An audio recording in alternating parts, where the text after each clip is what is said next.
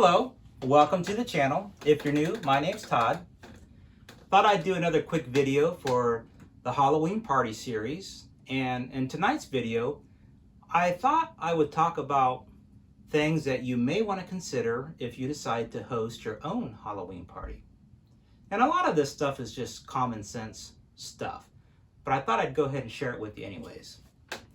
Now, before we get going, I want to show you what's in this box, because what's in this box I think will kind of dictate how this video will go and the topics we talk about.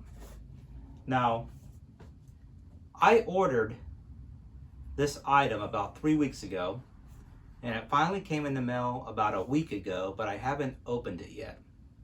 So let's open it.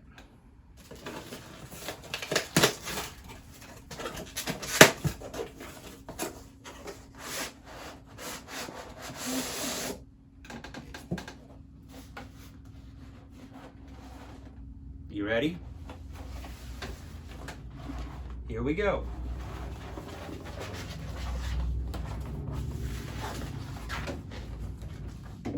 Hopefully you can see that. Does it look like it's spelled right? I hope so.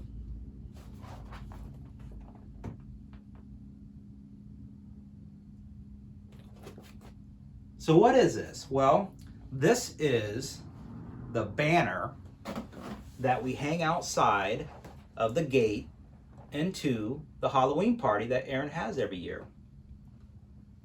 It's just an overview of kind of what the stipulations are as far as entering into the Halloween area, the party itself. And as you can see, down here, we have a $5 entry fee, no costume, no entry, and it begins at 8:30 p.m. So the $5 entry fee, Aaron uses that to have a Halloween costume contest. And of course, anybody who wants to come into the party, they have to have a costume. It doesn't have to be an elaborate costume, it can be anything, but they must have a costume.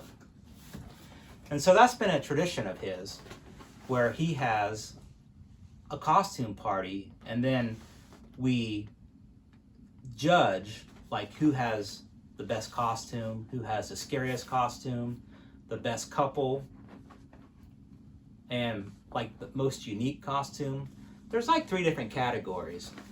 And so the money that we collect, or that he collects from the people coming into the party, well, that's what you can win. And they split the money up, and he makes little trophies and hands them out. So it's a pretty cool thing, and everyone looks forward to it, and everyone tries to outdo each other for their costumes. Everyone except me. I usually wear the same thing. I'm not much into costumes as far as like buying stuff and making stuff every year. By the time Halloween comes along, I'm usually kind of wore out, and a costume is just like the last thing that's on my mind. So I normally just wear my top hat and my coat, and that's it. So I never win anything, but that's just the way I operate, I guess. But anyways, these little posters here, I made one of these, well, I bought one of these for Aaron's first Halloween party that he had 6 or 7 years ago. And every year, I buy a new one for the party.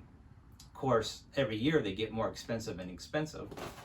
But they're nice little keepsakes, and he has all of them. And I think once he gets his garage done, he wants to display them all on a wall.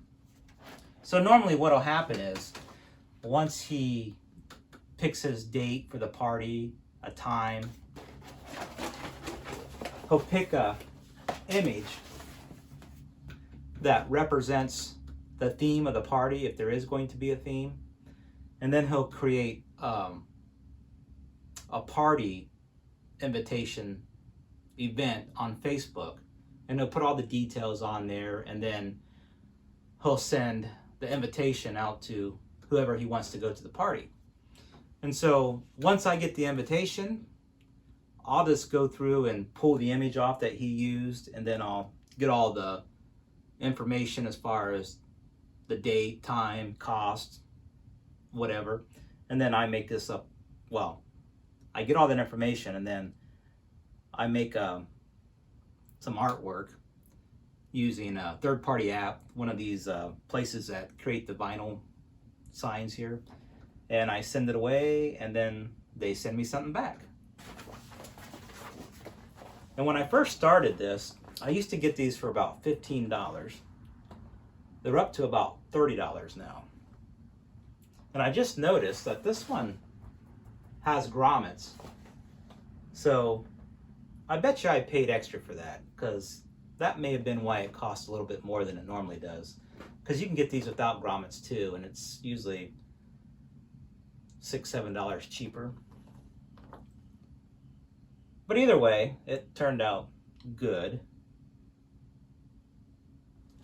So, going back to having a party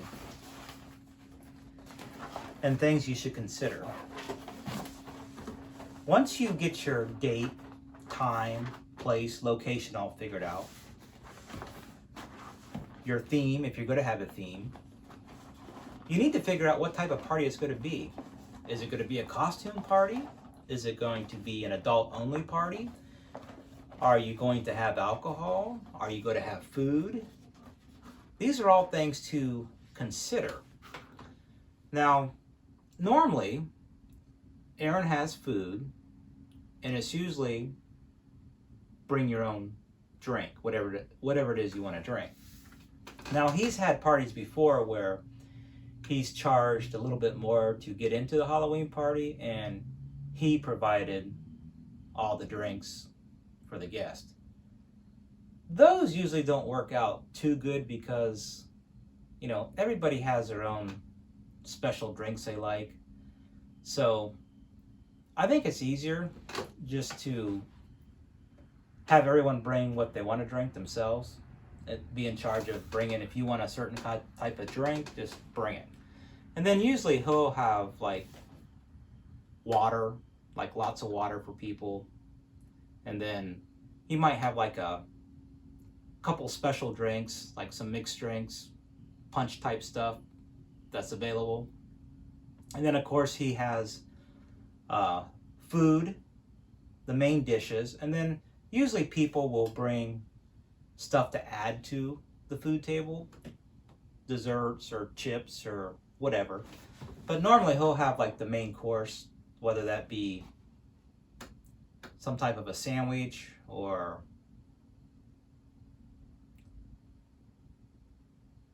chili or hot dog, whatever it is that your main dish is at the Halloween party. And then everyone else will usually bring in like a dish or two, and usually just a big table full of chips and stuff. So it kind of helps spread the cost out when you're having a party like that. So that's one thing to consider. The other thing is, when you're having your party, you know, the weather could be good or it could be bad. So you want to maybe have a place that your guests can go into if the weather is bad. So in Aaron's case, at his house, what he normally does is he'll have the garage set up where he puts all the food and it's decorated.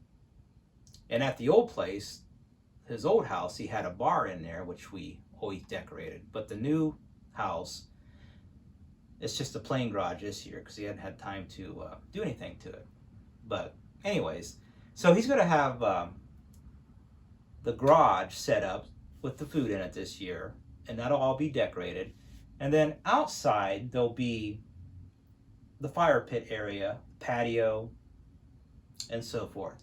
So there'll be lots of areas that the guests can wander around and socialize, but if the weather is bad, if it's really cold outside or it's raining, then there is a place to go to get out of the weather so that the guests can socialize and still be happy and everyone can still have fun. So that's another thing to consider, you know. Having some place that your guests can go to if the weather's bad. Otherwise, if you're having an outdoor party and it's raining or the weather's terrible, you might not get too many people showing up to the party. So keep that in mind. The other thing that Aaron's been good about when he does have his party, when it comes to the adult beverages at the Halloween party. And when he has his parties, a lot of times they'll go on, last through the night. Most people will leave around midnight. You're there from 8 at night until 12 or 1 o'clock in the morning. But there's always a group of people that stay late. So normally, what he does, and the people that like to partake in alcohol and this and that. Normally, you'll have couples come and maybe one will drink and one won't, so it's not a big deal. There's a safe way for people to get home in their vehicle.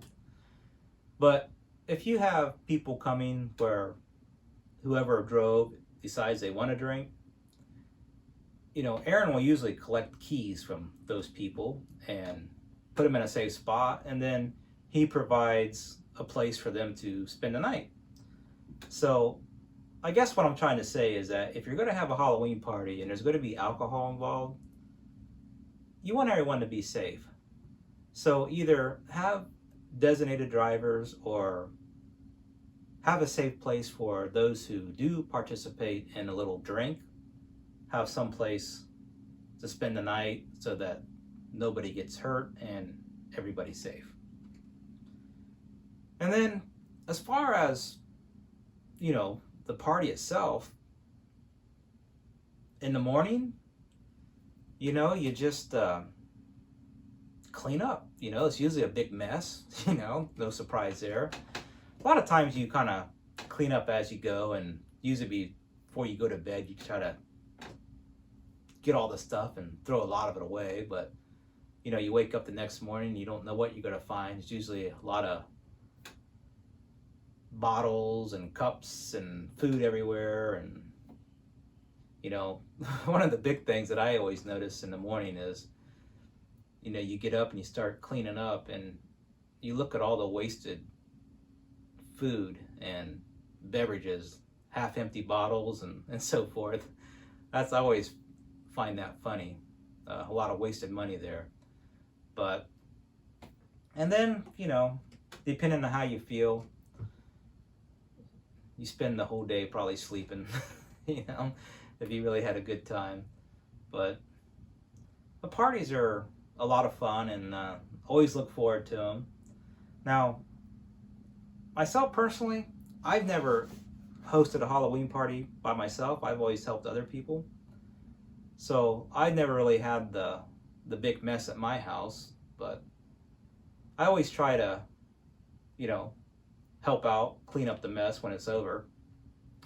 Usually Aaron does all the takedown by himself. If we built like big props, that'll usually stay up for a couple days, and then he'll go out and tear them all down and pack that up. But I try to, or at least whoever's there, we try to at least take down all the small decorations, pack those up, try to just clean the mess up, the trash, make everything presentable so that at least, if you don't do anything for the next couple of days, you don't have to worry about food laying around and stuff like that.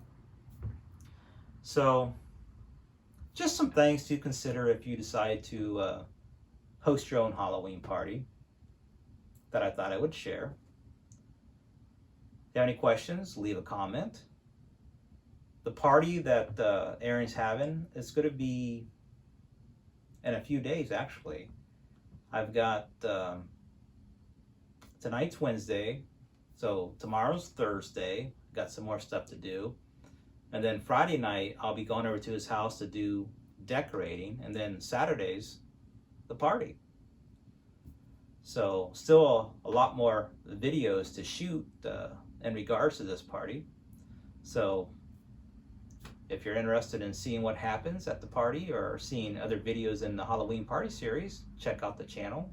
Until then, talk to you later.